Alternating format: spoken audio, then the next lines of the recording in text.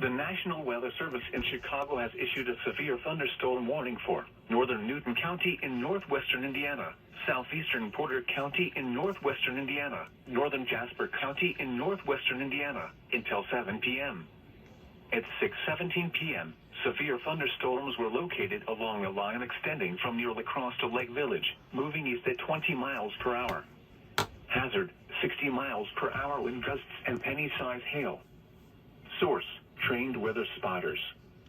Impact, expects damage to roofs, siding, and trees.